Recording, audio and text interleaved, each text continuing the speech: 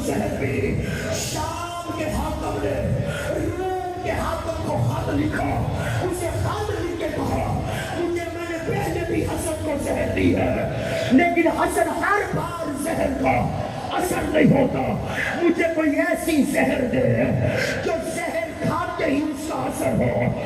روم کے حاکم نے شام کے حاکم کو زہر بھیجی، عزدارہ نے قریب کربلا شام کے حاکم کے بعد جیسے ہی وہ زہر آئی، زہر حلاہل وہ آئی مدینہ میں، جب مدینے میں پہنچی جوتا بنت اشعث ملعونہ، اللہ اس پہ لعنت کرے، یہ کہتی ہے میں نے امام حسن کو دودھ یا شربت میں اس زہر کو ملا کے جیسے ہی امام حسن کو دی، عزدارہ نے قریب کربلا تیرے امام حسن نے شربت کا پیلا تھا، امام کہتے ہیں میرے جگر کا خون سرخ رنگ کا نہیں سبز رنگ کا ہو گیا، جگر کے ٹکڑے کباب کی طرح جل جل کے باہر آنے شروع ہوئے۔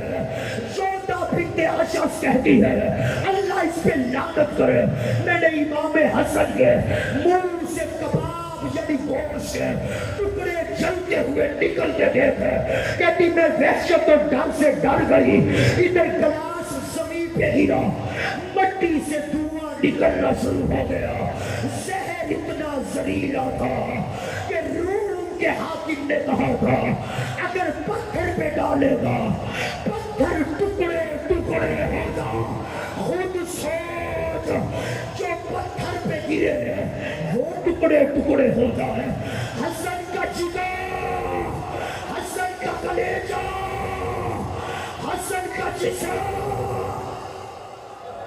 ہائے کہنا سر کا ماتم، سر پہ ہاتھ تھا، جنازہ اٹھنا ہے امام حسن کا، امام حسن کے دکھ سن رہا ہے، عزداران حسین کی ہر عزدار حسین کی مجلس میں جاتا ہے، حسین کی مجلس میں امام حسن آتے ہیں، آج حسن کی مجلس ہے، آج کربلا کے شہید آئے ہوں گے، آج مولا حسین، آج زہرا پتیاں چھوڑ کے عجیب مقدر ہے بطول کے بیٹے کے، ایک کے جنازے پہ تیر تھے، دوسرا کا تیروں پہ جنازہ،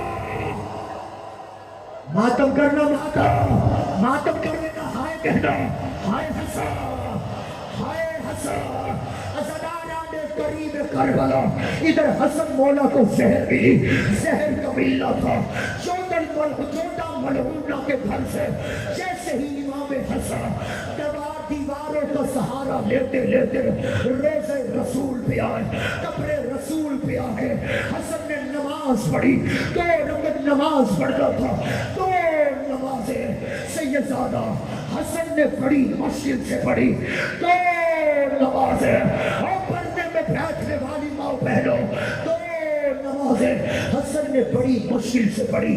ایک پہلی نماز مسجد کوفہ میں علی کے سر پہ ضرب لگی ہوئی ہے، باپ کے سر پہ ضرب، خون آلودہ مصلی، حسن مصطفیٰ پیشانی سجدے میں، اور حسن کہہ رہے ہیں سبحان ربی الاعلیٰ و بحمدہ۔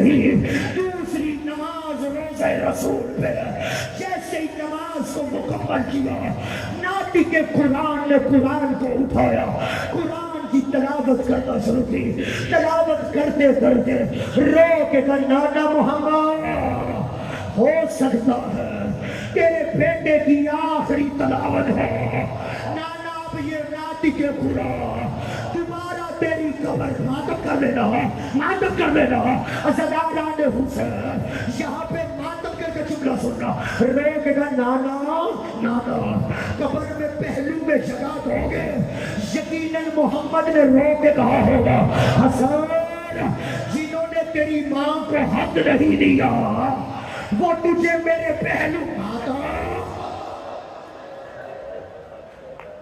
اجرکم من الزہرا، یا زہرا جو عالم کے سائے تلے بیٹھے ہو، وہ جو پاس بیٹھے ہوئے ہو، ماتم کر کے جملہ سنا. حسن ابن علی گھر میں آئے. جیسے ہی گھر میں آئے قاسم کی ماں جناب ام فروا سے کہا فروا موت کا بستر بچھا. عزاداران حسین جسے زہر ملی ہوئی ہو نا جمیل بھائی اس کو دو چیزوں کی ضرورت ہوتی ہے.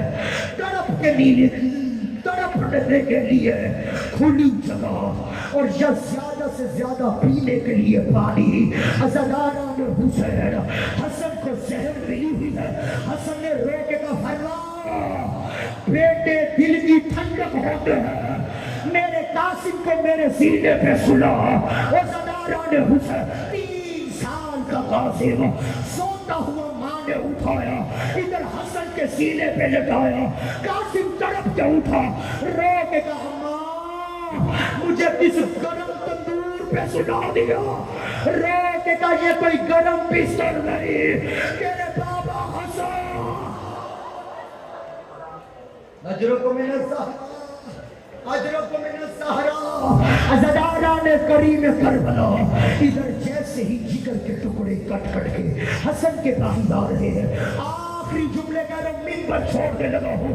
جنہوں نے مولا کا روزہ لے کے آنا ہے وہ روزہ لانے کے لیے تیار رہنا. عزاداران کریم کربلا حسن مصطفیٰ کو رونے والوں جیسے ہی کہا نا میری بہن زینب کہاں ہے, رات کا پہر ہوا, کہا قاسم میرے قریب آ. حسن مصطفیٰ نے خود اپنے ہاتھوں سے ریت اٹھائی, ریت قاسم کے سر پہ ڈالی, قاسم کے گریبان کے بٹن کھولے, قاسم کی آستینوں کو الٹا کیا. کہا بتانے کی ضرورت نہیں ہے, تیری حالت دیکھ کے میری بہنوں کو خبر ہو جائے گی. عزاداران قریب کربلا 3 سال کا قاسم کربلا کا دلہا قاسم جیسے ہی جعفر تیار کے دروازے پہ آیا, جناب عبداللہ کے دروازے پہ تہجد کا وقت تھا. قاسم رو رہا ہے, رونے کی آواز جناب زینب کے کانوں پہ پڑی. تڑپ کے کہیں یہ تو میرے قاسم کی آواز ہے. جناب فضا نے دروازہ کھولا, 3 سال کا قاسم پیشانی قدموں پہ آئے, تڑپ کے کہا زینب دروازے پہ حسن کا قاسم. ہائے کہنا ہائے کہنا ہائے کہنا. دروازے پہ حسن کا یتیم. ادھر جناب عالیہ نے جیسے ہی قاسم کو دیکھا بالوں میں خاک, آستینیں الٹی, گریبان کے بٹن کھلے ہوئے, تڑپ کے کہا میری چادر لے آ, میرا قاسم یتیم ہو گیا. ہائے کہنا جو ماتم بھی بیٹھے ہوئے ہو ماتم کر کے جملہ سن لو, تیری آواز بلند ہونی چاہیے. ادھر عالیہ نے سر پہ چادر رکھی, ادھر امام حسن مصطفیٰ نے کہا فروا یہ میری جگر کے ٹکڑوں والا تشت اٹھا, اسے چھپا دے, میری لاش پہ میری بہنیں آ رہی ہے. عزاداروں ادھر زینب کا قدم آیا, ادھر حسن مصطفیٰ کو کی کہہ آئی. ادھر زینب نے چادر کو پھیلایا, چادر میں زینب نے بھائی کے جگر کے ٹکڑے دیکھے, تڑپ کے آنگڑے چڑھ گئے. او میرا بابا علی, او نانا محمد, اما زہرا, او میرا بیٹا, او جگر کے ٹکڑے. ہائے کہنا عزاداران قریب کربلا ادھر حسن مصطفیٰ کے دائیں جانب بھائیوں کی کتاب, بائیں جانب بہنیں کھڑی ہے. اللہ نہ کرے کسی بہن کے بھائی کا وقت آخر ہو. عزاداران حسین حسن کا سار حسین کے زانو پہ, ادھر جیسے ہی زانو پہ دیکھا حسین کو روتے دیکھا, ادھر حسین کو روتے دیکھ کے حسن نے کہا حسین نہ رو, حسین نہ رو, تو نے بڑا رونا ہے. زینب نہ رو, تو نے بڑا رونا ہے. ادھر عزاداران حسین, ادھر حسین نے حسن کی آنکھیں بند ہوئی, رو کے کہا اِنَّا لِلَّهِ. ہائے کہنا سر کا مادہ اِنَّا لِلَّهِ